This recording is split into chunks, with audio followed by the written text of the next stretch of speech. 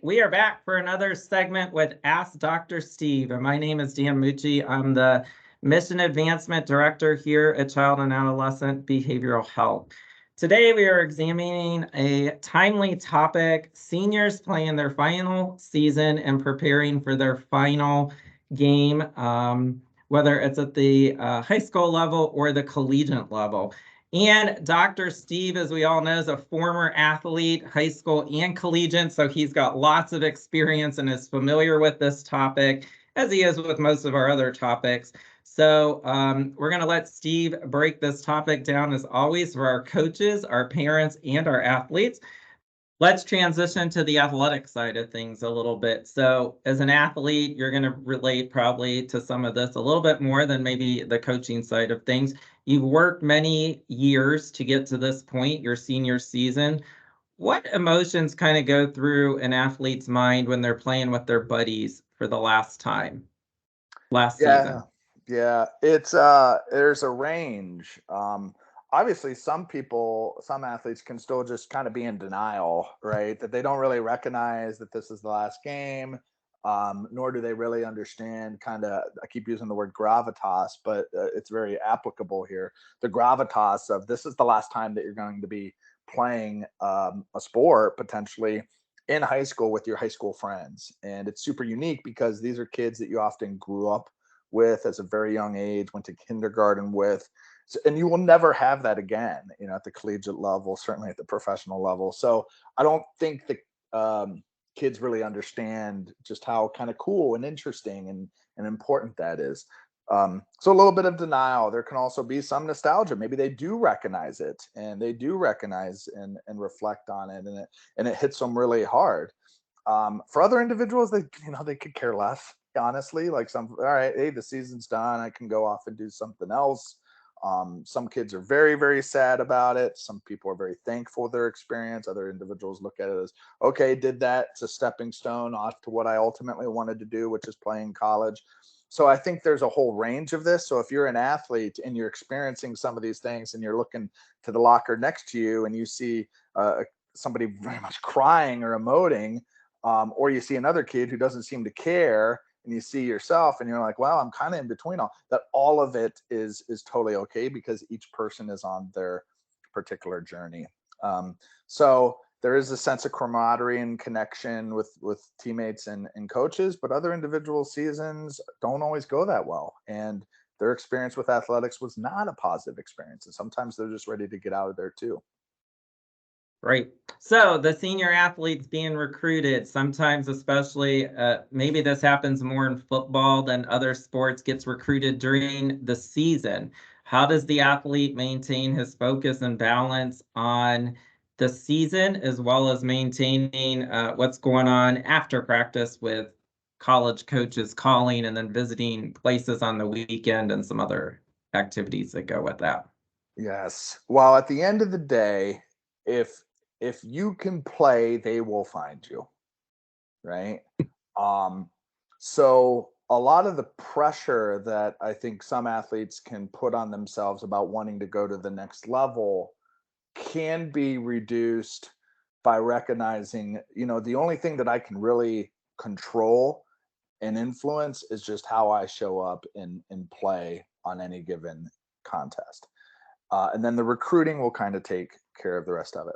Now, having said that, there are some logistics and X's and O's and I's to dot and T's to cross when it comes to recruiting, and um, and so that's going to vary with the individual athlete as well. Some individuals, like a blue chip athlete, might have a ton of interest, and another person might get a couple Division III schools here and there.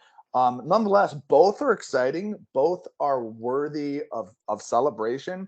I remember I got a note, like a little postcard from Notre Dame during my senior year, and I remember Coach Jeff Durbin deliberately saying to me, "Steve, that's a special one. It's well deserved." And so it's a kind of a cool memory, but again, it speaks to this. You've earned the opportunity for people to be interested in you moving on to the next level and playing for them. Doesn't mean it's always going to work out that way, but at least there's that initial interest. So celebrating it, focusing on the process of what you can control, as well as educating yourself a little bit about the actual process itself. What are you allowed to do? What are coaches allowed to do? Doesn't mean that you have to like visit the NCAA headquarters or anything and sit down and have these chats and learn everything there is about the history of recruiting. But arming yourself with some basic education, I think, can demystify the process a little bit for you, and help you to be able to manage it more effectively. And then, of course, last but certainly not least, is just seeking out support, right? Talking with people that have been through it, talking with your parents about it, talking with your coach about it. They may not always have the answers, but just being able to get out the stuff that's swirling around in your head and your heart, can just be a nice way to soften some of the intensity that can go around recruiting. So we're going to get back to it's senior night. And again, depending on the sport, depending on if they choose the last game of the year, etc. What emotions are going through a player's mindset, and how can they approach their final home game without being too emotional so they can actually play the game well and have that final memory in their state, whatever arena the athletic event's taking place, like how can they make it a happy memory? Yes. Channeling the emotion in a positive way. And how do you channel the emotion in a positive way is you accept the emotion for what it is. And again, athletes are going to have different experience of this. Some people are just so thankful it's their final game and they're like just ready to be done. They're burnt out, move on to the next thing. Whereas others really cherish this opportunity. And so understanding that different athletes may show up differently, based on how their experience with the season or with the sport in general, has been. But if I think if you're in a situation where, wow, I'm really nostalgic and I'm going to miss this, channel that emotion to really soak up this final game.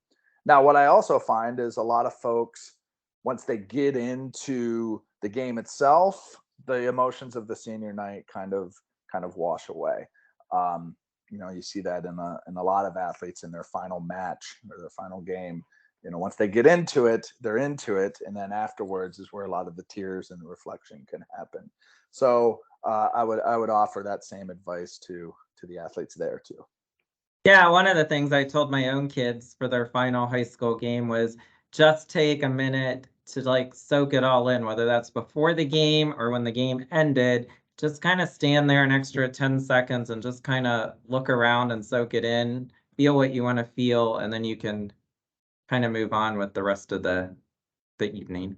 I think that's fantastic. So you're taking like an emotional snapshot of the experience, right? Like just take that emotional snapshot, that this piece that you can go to in the future, right? When you run into your friends at a bar 20 years down the line, that you can take in that emotional snapshot, because that's something that you'll carry with you forever. So I love that advice. Yeah, so the athlete is approaching their banquet, the finality, as you say, the beginning and the ending. Many coaches allow their senior athletes to speak at the banquet. What's some advice of how an athlete should kind of approach that speaking opportunity? Yeah. So certainly from the get go, there's a place for gratitude, and there are coaches that are surrounding, parents that are surrounding, athletic staff, medical support, all sorts of cheerleaders, potentially all sorts of individuals that are attending this banquet that, all have been in service to you as athletes. So I think there is a tremendous opportunity to show gratitude and appreciation for teammates, staff, etc. I think there's an opportunity to reflect on their own personal growth, and accomplishments. What did they learn from the experience? What did they cherish from the experience? What have they received and absorbed from the experience? I think that's a really nice touch as well. Maybe express some hopes for the future. What's next for them? How is what next for them? How did what they just experienced serve as a springboard for what's next of them? But then also like bring your personality. I remember at the Ohio State senior banquet. I did not play. I played 2 years, my entire 4 years. However, when I gave my senior talk, I brought a lot of humor into it, and it ended up being a really enjoyable and memorable and an important talk for me, and I think for individuals that were watching it as well. And so just because I didn't contribute on the field didn't mean that didn't have something to say at the end. So I think the same advice can go for other athletes who might not have participated as much, that this is still an opportunity for you to think through what you got from the experience and how it can serve as a springboard for you in the future. And then obviously if you were a star, then again showcasing the lessons learned from there too. Yeah, anything else you care to incorporate for the athletes about senior season, senior night, etc.? I just it's cliche. In fact, I mean, I think a lot of us individuals who used to play and are no longer playing, when we have a chance to talk to teenage athletes, we always say, "Soak it up." And then inevitably they end up becoming the person 20 years later that tells the teen athlete to just soak it up. And so if you're a teenage athlete that's kind of listening to this and you're like, I don't really know what that means, I'm just kind of going and playing, it's like, that's okay too, right? Just go, have fun. But if you can, just remind yourself occasionally, it doesn't have to be overly dramatic, but just recognize, what you're doing right now is pretty cool. Is it going to be the coolest thing you ever do in your life? I hope it's not, right? I hope it's just the springboard into incredibly cool things. And in fact, if I judged my entire life by what I did as a senior athlete, oh man, like that would not be good. So recognize this is a moment in time. It's a cool moment in time. Embrace the moment in time and understand there's going to be a lot of cool, incredible things that come down the line in the future too.